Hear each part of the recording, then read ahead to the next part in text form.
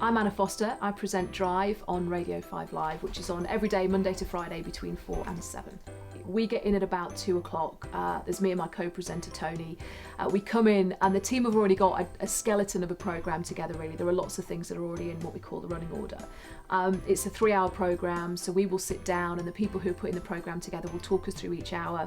They'll talk us through what they're planning to put in each spot. They'll talk us through potential guests. I am really lucky, actually, because working in a job like this, which depends on the news cycle, means that, you know, the news is always changing, and so my job is always changing every day.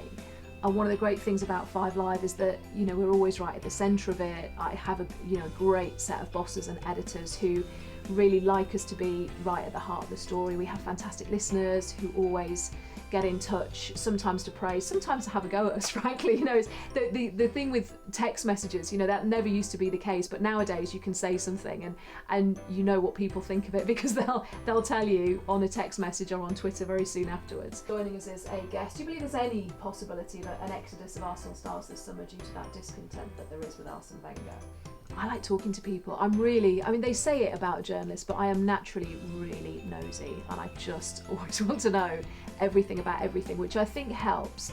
And I think if you are naturally nosy, or inquisitive sounds a bit nicer, doesn't it? If you're naturally inquisitive, then it helps you ask the questions that people maybe want to know. You know, you've always got to anticipate that the interview that you're doing, you're asking questions on behalf of whoever's listening. So you've got to make sure that the questions that you're asking and the things that you're finding out are actually the kind of thing that they want to hear. I really like to travel. I really like the challenge of working out of the studio, actually. I was always sometimes a presenter and sometimes a reporter.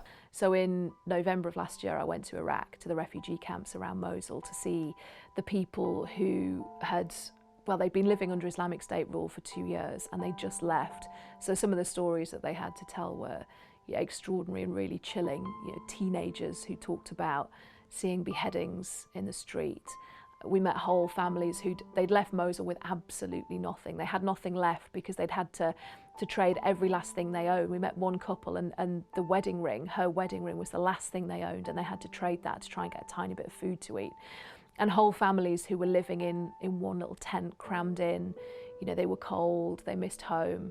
And some of those stories are really hard to tell. But they're stories that it's really important to tell as well. You know, just because it's difficult to hear something or difficult to get there, that's no excuse to not tell somebody's story. Actually, that makes it more important. But the challenge of actually creating an image in somebody's mind that they can't see, that you're describing to them and kind of painting this picture just using sound, you know, I think that's fantastic.